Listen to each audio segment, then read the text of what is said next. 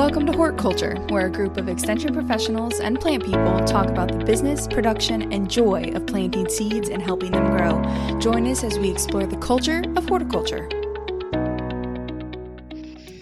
Oh, the sun shines bright on my old Kentucky home. That's the song that's been playing in my head because it is warm outside, and I'm so excited that it's warm outside and the sun is out and it's not windy. Snow is melted. There's melted snow. Everything's flooded and muddy. Now, wait a minute. We're saying all of this, and we should always say, as of this recording, because it is March in Kentucky and it might be snowing. It could be 70 degrees. It's true. Either one. We are in a transitional zone. So, yeah. I know we don't like to put specific things, but when it's this beautiful right now, you just have to talk about it. Okay. You do. Don't drag me down, Ray. Hey, as of this recording, the sun is shining. What's the temperature out? I don't know, 60 plus degrees here. Yeah, it was 20 last week or lower. Yeah. Negatives, right? It was single digits at my house last week during the night. And snow forecasted for next week, maybe just a little bit of snow. So this is perfect. I mean, this is perfect. This is Kentucky. I have tulips. We're video recording, nice. So are those tulips that you grew? Yeah. So, little sunshine in our life. All right. What is your favorite spring thing to see? I'm going to ask everybody on the pod. Oh, man. Jessica, somebody's going to take it. So. Thing. I'm not even saying flower. I'm saying thing. I went to flower instantly. Yeah. Go ahead. I'm going to go straight to daffodils. Let me call them by the colloquial term, Easter lilies. But yeah. Not Easter lilies, narcissus. Yeah. What are you talking about? Yes, narcissus. I'm using all of the other terms, the local terms that Easter I hear them called. Yeah. People call them buttercups, right? But they're not, because we all know what the other buttercups are. Tulips are actually buttercups. Fun fact. So many terms for them. Narcissus. Annie called me that recently. I did not know that it was a flower. I'll be sure to pass that along. She thinks you're a beautiful. It's been something else she was calling golden yellow flower. Well, I was captivated by my own reflection in a pool of water in the woods, so that might have been part there you go. Yeah, perfect. We know what Brett's favorite thing to look at is in the woods. So himself. Yeah, himself in clear water without ice. That's his favorite thing in the spring. We have a guest on the pod. Brandon, tell us what your favorite thing, the first thing to see in spring is. What says spring to you? What says spring to me?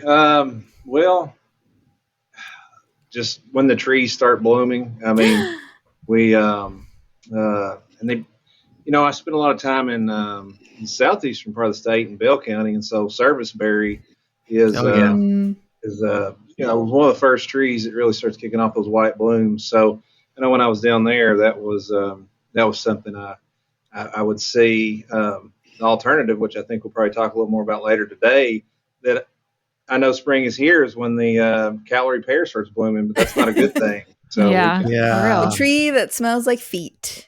Yeah. Yeah. And it's amazing how many of those that you don't see that you do see when the blooms come on. We get calls every spring on those things, and they have such a showy display, and they just spread so prolifically now that there's just entire disturbed sites of those things. It looks like they've been planted, but the calorie pear.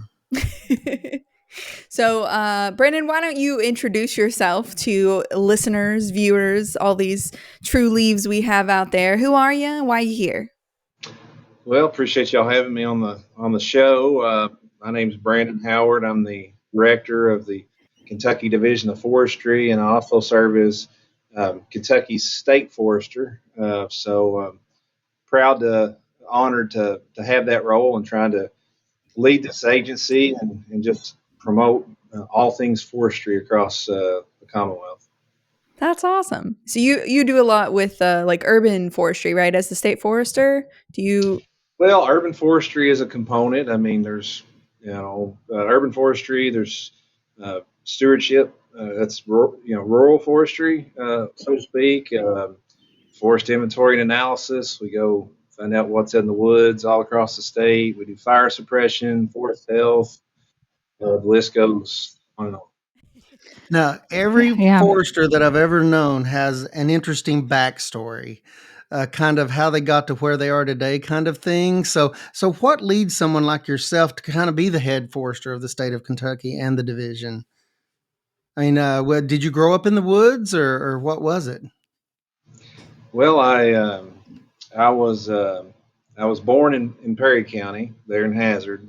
Lived in Breathitt County the first part of my life, and so I think that kind of set the foundation. There's a lot of forest in the eastern part of the state compared to central Kentucky, and so I kind of always remembered that because we ended up moving to Scott County when Toyota came in back in about 1989. The family did, and so moved me out of the forest into central Kentucky, and so that played a role in the back of my mind, and kind of wanting to get back to the forest in eastern Kentucky. So that's what I did. I went back and spent some time down there and ended up coming back to central Kentucky. So I don't know how that happened.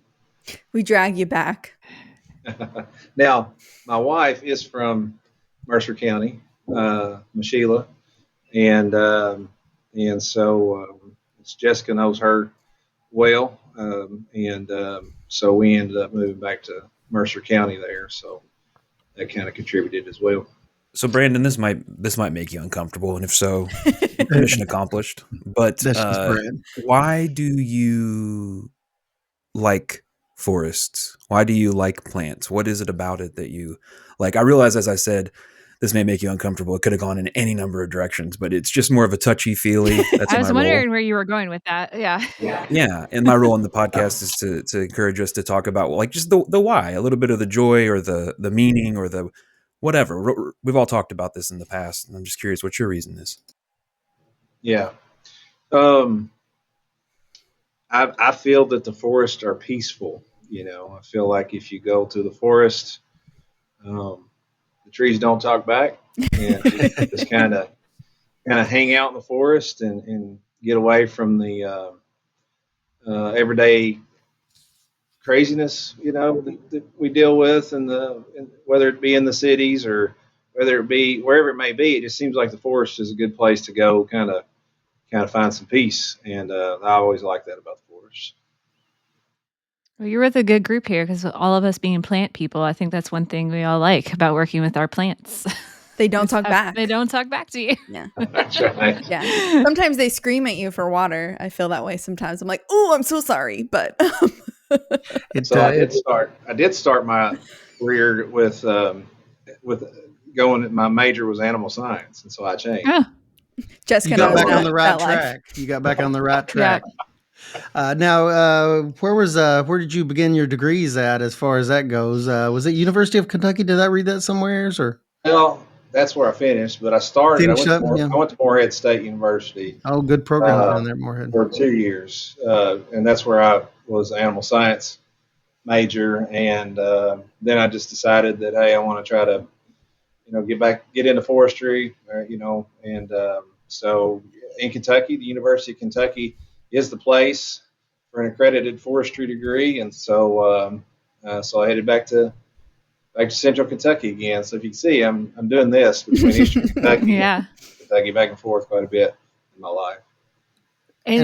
Go ahead, Jessica. I was going to say, at what point through your career leading to this position you're currently in, I think when I crossed paths with you, you were you state fire chief, or what was that title? Because I know with some of the other foresters I currently work with, when it becomes fire season, it's like all hands on deck, right? Because you guys can suddenly be called all at once to go, obviously, and attend and control some of these forest fires because we don't want things to escalate, get out of hand.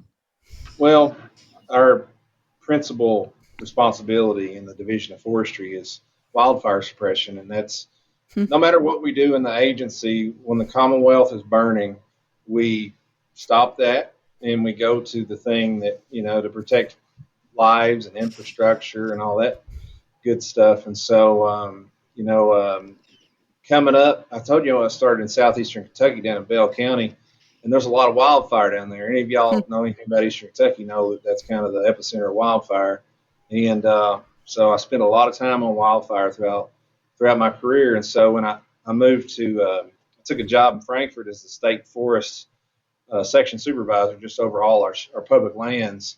But I had that wildfire component in my background because that's what we did. I fought fire just as much as I did anything else. And so the position opened up to be the fire chief, as we call it here in the Division of Forestry. And so I got that position before I got this position. And so then at that time, I was just over all wildfire operations in the state.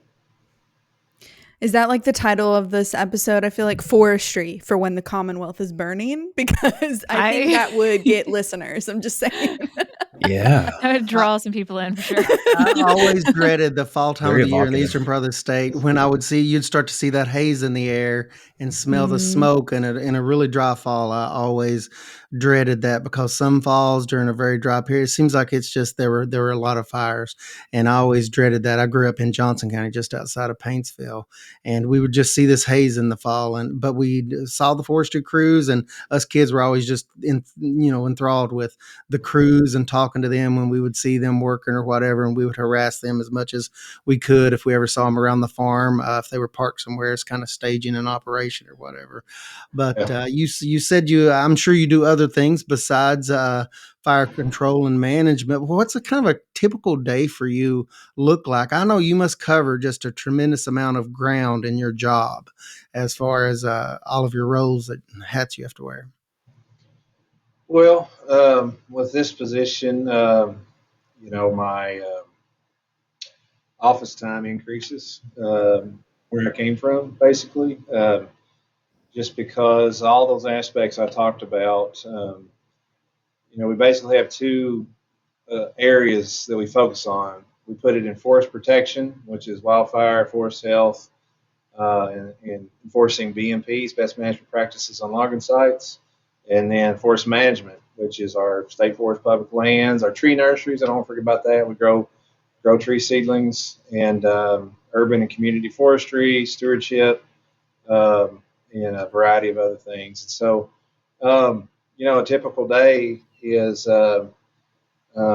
usually just trying to provide leaders' intent is the right word, I think, to our managers who report to me. I have 11 people that directly report to me. So just providing them with some, the leaders' intent, the guidance to kind of, and the guidance that I get from commissioner and secretary above me and down from the governor, obviously, that to try to help move the division in the right way that we need it to be there for the citizens. And some of the best times I have in this position is when I actually get to leave this office and go out and visit, our staff, employees, and see what great work they're doing, because obviously that's boots on the ground where the citizens are getting a positive impact.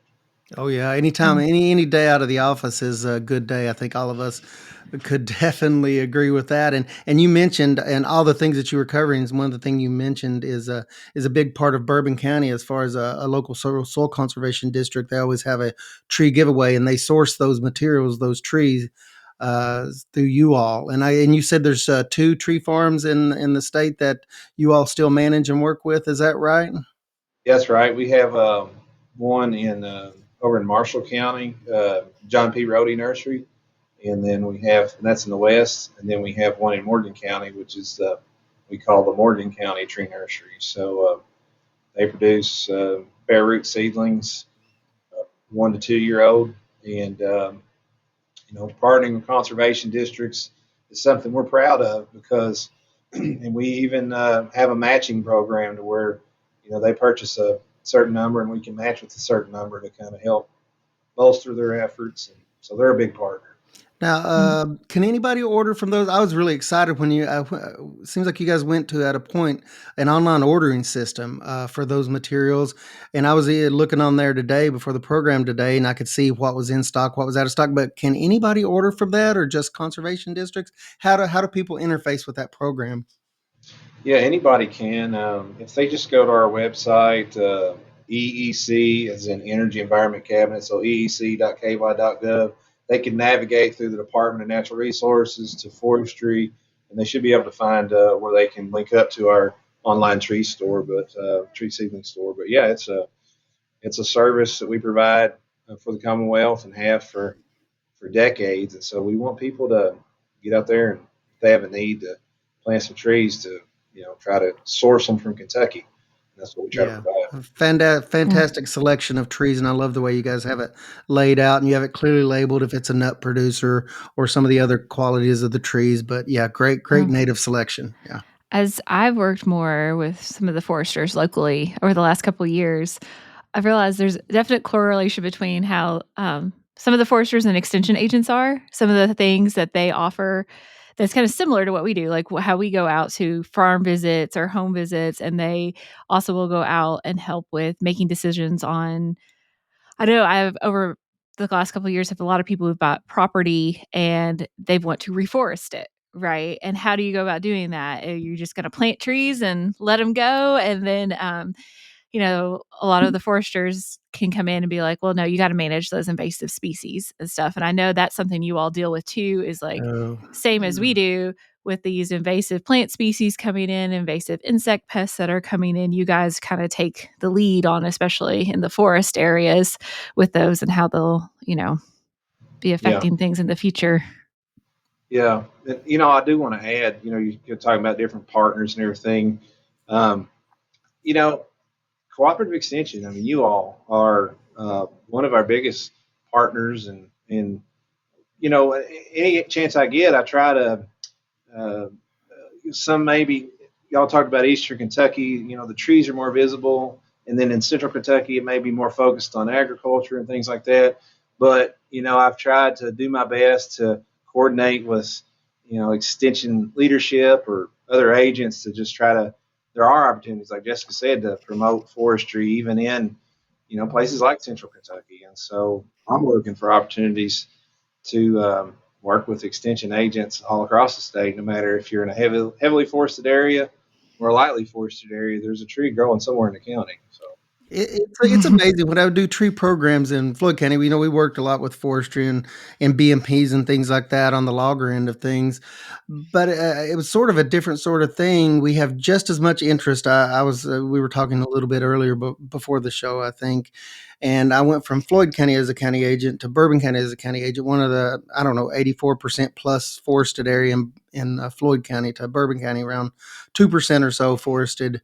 There's just as much interest in Bourbon when we have any kind of tree related program. People are very interested. And somebody made the joke one day in Bourbon County. They said, well, maybe if you were in the eastern part of the state, we had a lot of interest in Floyd County, but they said maybe they couldn't see the forest for the trees, meaning that trees are just an integral part. And at some point, maybe you just don't think about it in the same way. But I still have crowds in Central Kentucky, just as much interest. It's a little bit different focused, a lot fewer trees, but the interest is just there. No matter where I've been in the state, the interest in trees and urban and more rural area forestry, there's interest everywhere. Yeah, absolutely. Feels like it's an easy thing to like hook your wagon to. Trees are, I don't know, maybe that's just the plant nerd in me, but we've talked about like the monarch and the honeybee, right? Save the monarch, save the honeybee. It's like an easy thing for people to latch onto. It feels like trees are one of those, whether that's like Brett and you're doing bonsai and it's just like a really cool artistic way of doing that, or you have a fruit or nut producer, or just you're wanting to shade your home in the summertime. It's just like planting a tree, even if it's hot and gross outside, will make you feel good about yourself, I think. And so it's an easy thing to like convince people they should do if they have the space for it. And the interest in the natives, of course, maybe that stems out of the honeybee monarch, push for natives. I don't know, but the interest in native trees really seems to have jumped in my 11 years in extension. Are you seeing that as well, as far as like how many trees are leaving the nursery, or questions you get, Brandon? Well, you said native trees jumping. I think the reason that people are thinking about native trees is because the invasive exotic trees are jumping. That's true. That's the thing about your pear that you mentioned earlier. Yeah. Right? Yeah. I mean, Mercer County, the county that I live in, drive down the road here in a couple of weeks and you will see some beautiful stands of 15 to 20 foot trees with white flowers. Unfortunately, that's Callery pear that's escaped from the Bradford pear that folks used to like to plant, still do. And then now you've got a tree that's shading out your natives, and Well, it's just a thorny tree that's really hard to deal with. And so I think people are starting to realize that um, native trees were able to, they were just part of the landscape and they worked better. And you talked about, I mean, there's positives with, I guess you could look at short term. I mean, you know, you mentioned bees. There's a burst of nectar, and then you can get honey flow from invasives.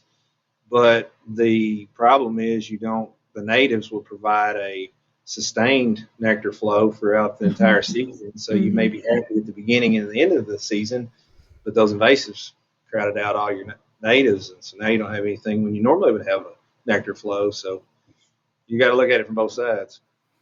And I'm sure that natives are, I mean, I hate to ask such a broad question like the greatest threats to, forests that we have in the state now, but I'm sure that non-native species are close to the top as far as we're talking about threats to our forested lands in Kentucky. Would that be a correct assumption that natives are, or non-native species are way up there, the invasives? I always add, I always just, when I get to ask this question, it's forest health. And forest health umbrella includes uh, combating non-native invasive insects and plants. Yeah. So when you think about insects, especially in central Kentucky, the emerald ash borer, I mean, uh, Yeah. our white Big ash impact. trees and green ash trees were, decimated. And that's what most of the stands in central Kentucky were ash trees. And so, stand changing events. Some things aren't as big. They come through. We can keep them at bay, do a good job, and then some things we just can't stop. In plants, there's plants that are just like that as well. Yeah, that's a tough one.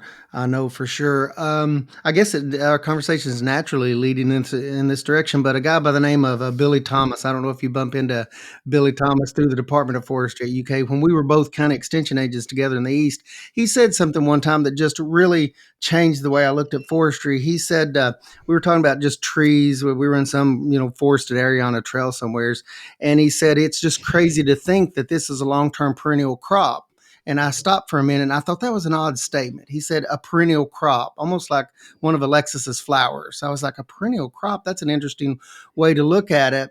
But that kind of led into the economic impact that forests have on Kentucky and then even beyond. But I don't know if you want to speak a little bit about that. But he was throwing around some huge numbers even years ago of the impact that forest and forest products have on Kentucky. Yeah, yeah. It's the rotation age is longer. Corn's got a year, an annual rotation age. Now we're dealing with 80-year rotation ages and 70-year rotation ages. Things that you do now you may not see. But Right. your offspring will. But yeah, it's in the economic impact is in the billions with a B. So it's somewhere around 10 billion. I'd have to look at the exact numbers. Some things have changed, but I mean, it is a major economic driver in primary and secondary wood production. The loggers that are taking the trees out, they're providing an economic benefit. The sawmill is providing an economic benefit, whether it's a white oak going to a bourbon stave. Bourbon can only be made from white oak, with a white oak barrel, or whether it's going to red oak flooring or some sort of cabinetry, walnut, whatever. Major impact in the state, and I think it doesn't need to be overlooked for sure. Yeah, you mentioned the white oak. I had a question the other day, and now's the perfect time to ask it, I guess. And that someone asked me in Bourbon County. I guess that product was on their mind in Bourbon County. But they said, "Do we still have white oak in Kentucky to any amount to support the bourbon industry?" And I know some work was going on with that, with the makeup of the forest and taking white oak into consideration. But do we still have some stands that supply that industry? I guess, don't we? Yeah, there are stands of white oak. And the concern was that the trend, the long-term trend, like we talked about, it's a long rotation age. And so we want to think about what's going to happen in 30, 40, 50 years, whatever the number may be. And if we see the trend go, the usage of white oak outpacing the growth rate, then we need to think about doing some things to kind of promote white oak. There was a white oak initiative that was started. It's a standalone group now who they try to promote good policy and legislation to support white oak, and so then all foresters, white oak is a premier species regardless. Mm-hmm. It's good for wildlife. It's good for a lot of things, and so we're hyper focused. And if nothing else, the conversation keeps us hyper focused on white oak and trying to promote white oak. And invasive species like we talked about coming in, they're taking over some white oak stands, or a lot of different stands, and just general land use changes, And so there's enough white oak now. We just have to continue to have good practices for decades down the road. Yeah, I know it's very hard to plan that far ahead. Yeah. The only trees my husband wanted to be able to identify were the white oak group and the red oak group, because he's a hunter and he was like, that's all I care. All he cares about being able to identify. If he doesn't think if it's not an oak, he doesn't care. And if it is an oak, he wants to know if it's white or red. And so that's fun to take him out in the woods. I'm like, what's that? What's that? Yeah. What's that? Looking for I bet your kids know a bunch of trees, and your family probably. My kids do know a bunch of trees. Their mom and I, we try to take them to as many events. I mean, they're big into 4-H. That's another. I was going to say, like, he didn't touch on the fact that he is also an all-star extension volunteer for multiple programs and a 4-H club leader currently, because I went with them when until the only time it rained and stormed last year, since we were in a drought. The lightning ran us off and we went on a tree walk. So so my wife and I, we lead the Natural Resources Club in Mercer County, 4-H, and so we've got pretty good attendance, and the kids have done pretty good at some competitions. We participate in the forestry competitions, and there's more than just forestry. I mean, wildlife, you name it. And so I don't know if it was Jessica or somebody there at the office said we were an extension family, because I see them once a week, probably. So he just happens to also have a really cool job. Yes, really cool job. So. Well, I have a question for you, I really, one of my favorite things about this podcast is the opportunity to see how other people think about a thing. So I was going to be a confession, but you softened it for me, so I don't have to feel like I'm, in front of a jury. But my wife and I recently had a pretty substantial Bradford pear cut down in our front yard. And it was the biggest one I've ever seen, like ever. It was like maybe not state champion Bradford pear, but in good branch angles, like never shattered and fell on anything. Like everything about it was just weird. But on the one hand, getting rid of this invasive thing, okay, cool. On the other hand, it was, I don't know, 28 inches at breast height, maybe. I mean, it was a pretty big, maybe a little bit bigger than that. I don't know. How do you, what's your calculus in, why you would or wouldn't do that? You're killing an old tree. There's a part of me that feels sad, even though, that thing's gone now. We live in Lexington, suburban area. We don't have a lot of trees. So, one's missing. It's a bigger issue than if you have thousands in your. I passed his house up the last time because I didn't see the tree in the front yard. I was like, wait, where am I? So what do you say to that? What do you say to me, murderer / conservationist? Question mark. Well, first off, there's no such thing as a state champion Bradford pear, because we do not measure that. Because you know that I would win. Because you know that I would win. Yeah, that's why you're trying to keep me down, Brandon. That's like being the best at the worst, Brett. I'm just going to put that out there. Wow. Yeah. And I would suggest, if you feel bad about it, after you cut it down, have a bowl made out of it and put it on the shelf so you can look at it, because that's all it's good for. And I hate to be that way, but So here's the problem with Bradford pear. I mean, it's supposed to be this thing that doesn't spread. You plant it and it stays in that one spot. And that's fine if everybody in your neighborhood has Bradford pear. Well, your neighbor down the road decides to plant a different kind of pear. Well, here comes the wind, there goes the pollen. Before you know it, boom, calorie pear everywhere. And so you played a role in spreading this nuisance pest of a plant.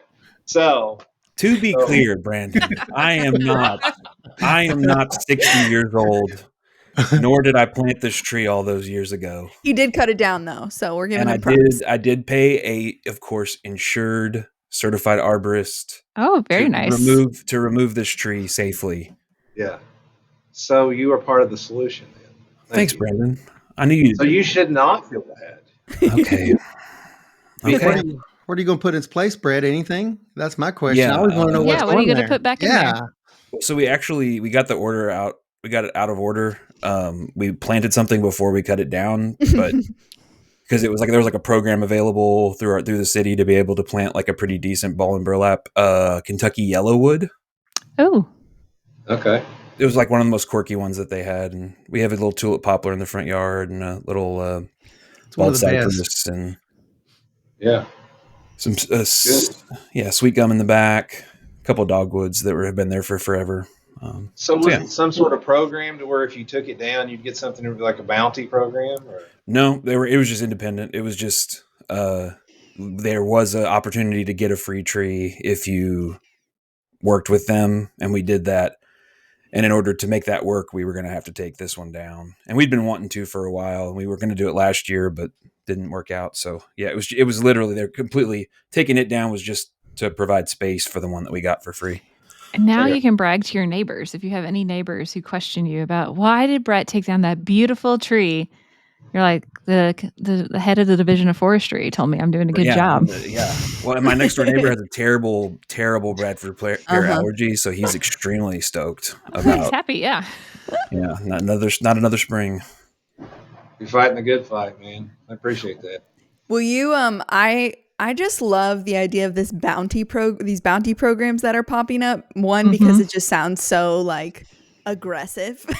Yeah, of course you would like that, Alexis. You would. But can you explain those a little bit and maybe just like why they pop up in some places and not other places? I'm not sure if you have a full answer there, but I know Jessica probably gets calls, and I always got calls in Boyle County about like, why aren't we doing that?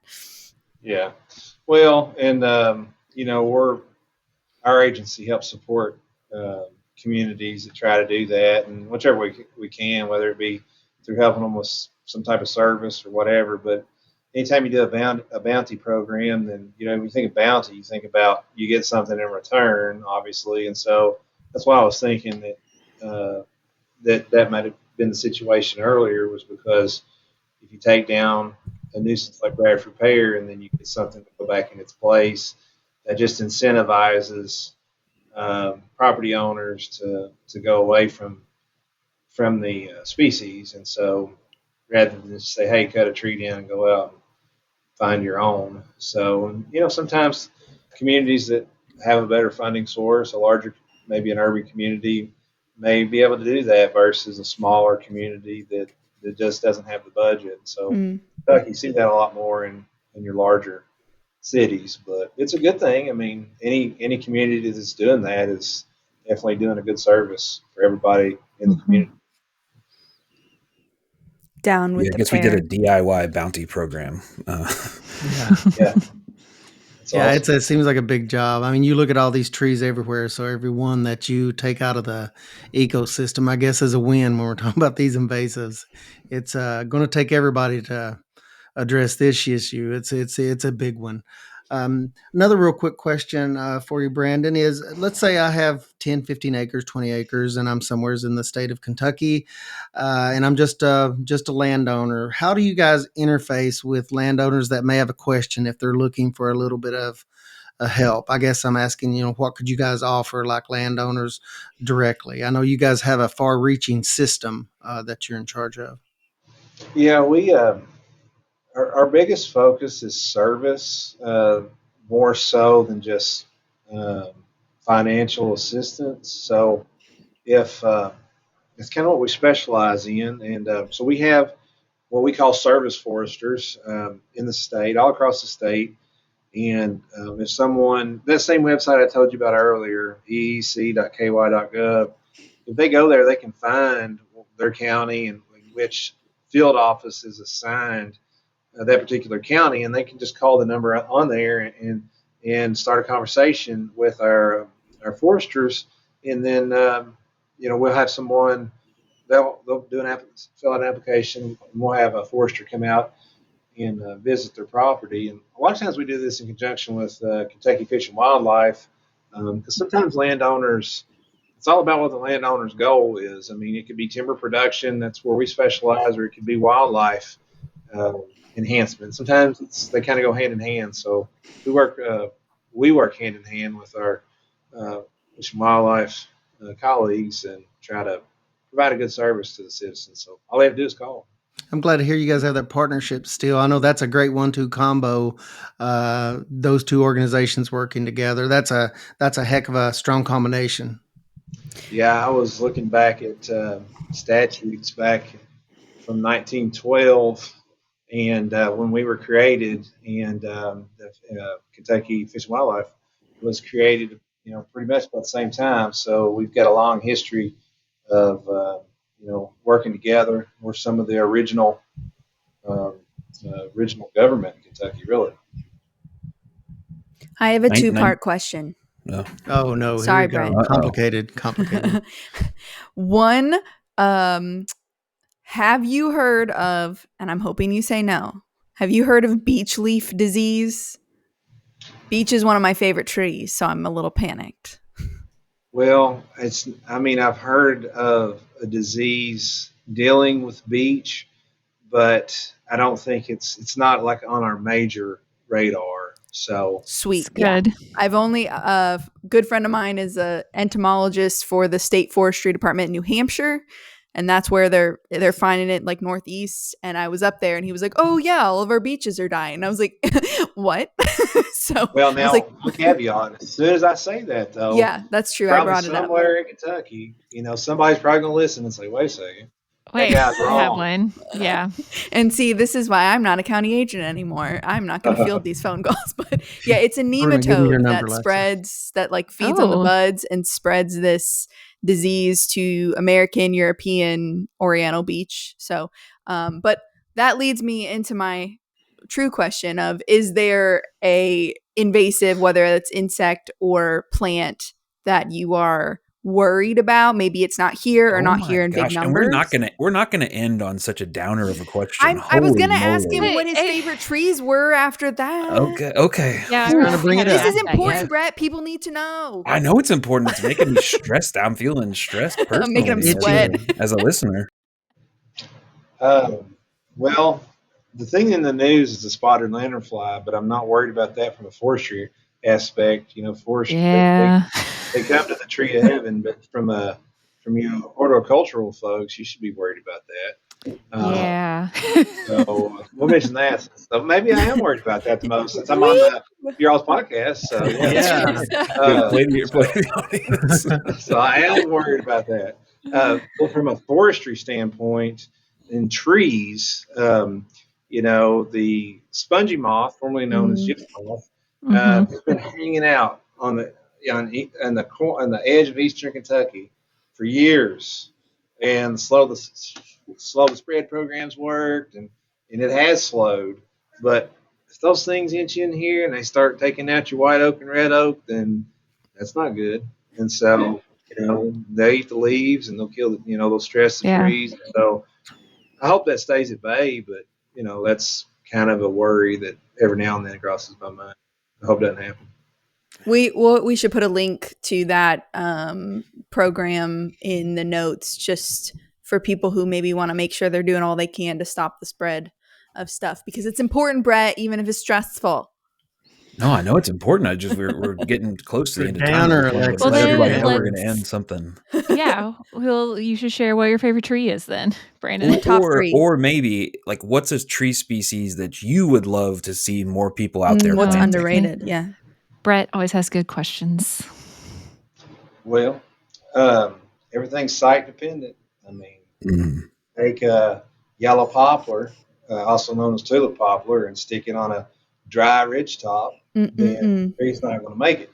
You know, and so it's a cove species. It needs well drained, moist soil. So, I've always been a fan of yellow poplar. I mean, it's our state tree, but just growing up, starting out in Breathitt County, there was a lot of yellow poplars there, and we used to have one right there in the middle of our driveway. We drive on each side of it. And as a kid, you know how it is in Eastern Kentucky. That's just how it is. You gotta. That was the only place we could put our driveway. So I remember watching that tree grow as a kid. And so I kind of something about yellow poplar. I think that goes back to my childhood, but just the oak species, white oak and red oak. I like them all, and we have produced some maple syrup over the years. My family has, and so I do like a good sugar maple stand. So it's all about what you want, what you need. So site dependent. Seems like this year's been a pretty decent sap flow at a couple of the places that I've talked to. So that's pretty cool. People making syrup. That's pretty cool. Do you have okay, so I guess that's sort of a double. You answered site specific for people out there planting, but that some of your good memories are about Right tree, right place. We have a pub. Mm-hmm. I think it's literally called Right Tree, Right Place. Yep. Maybe. Yeah. You can look it up. Yeah, we have publications for everything. I love the tulip poplar, the biggest saw log I've ever seen. And the most saw logs out of one tree is probably a tulip poplar.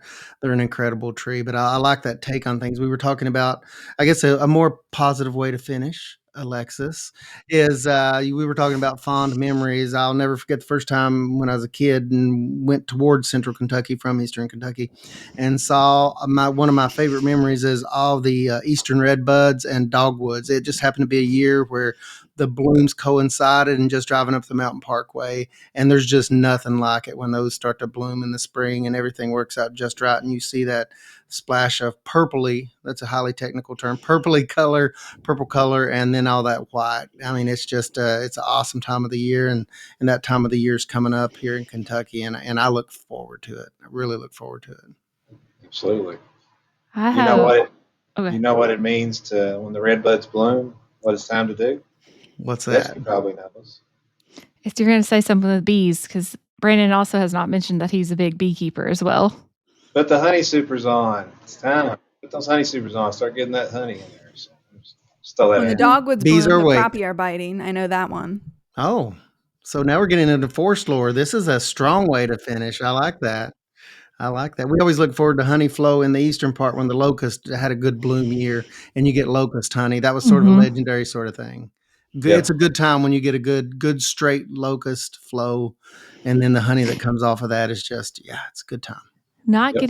Trying to sidetrack this into bees, but one year Brandon had some honey that was like clear, right? Did we eventually think it was like from the maples blooming? Yeah, we didn't have, it wasn't tested, but I mean, it was black locust and dominant is what we figured because that's when it was but it was like completely clear. Like it just barely had like a yellow tint clear to it. honey I've ever seen has been either locust or later on reclaimed strip mine areas. We would get autumn olive made a really clear honey, and you would just get hundreds of acres. I won't even get off on a tangent on autumn olive, but that locust honey it doesn't. I mean, people's like, that's not real honey. I'm like, it's honey, but it's usually you don't get those good pure runs of that. It's just a specific set of occurrences that have to come together to make that beautiful clear honey. I've got to be honest, honeysuckle is part of that spring honey too in central Kentucky. So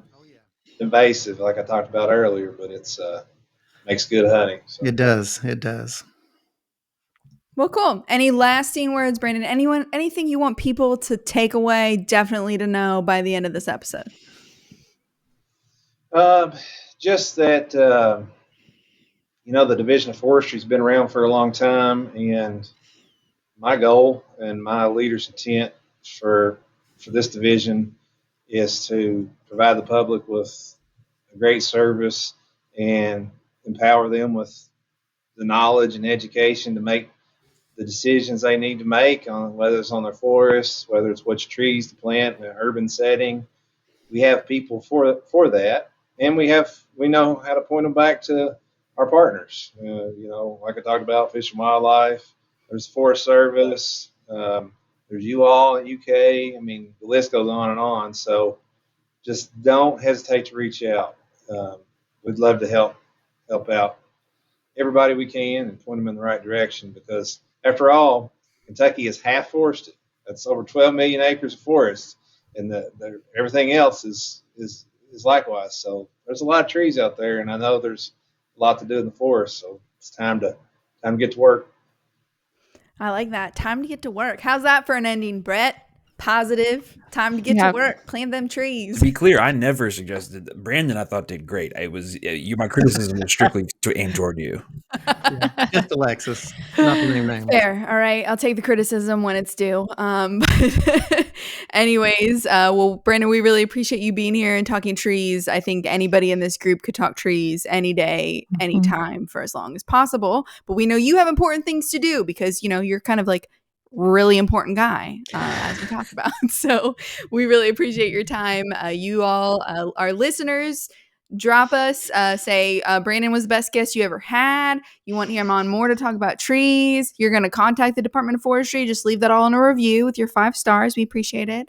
You can also follow us on Instagram at Hort Culture Podcast. You can shoot us an email if you have questions, whether or not you need to find your extension agent or you're not sure what tree to plant, you can shoot us an email, and that is in the show notes along with some other links that we mentioned today. But that is where we're going to wrap it up. We appreciate you all being here today, and we hope you will join us next time. Have a good one.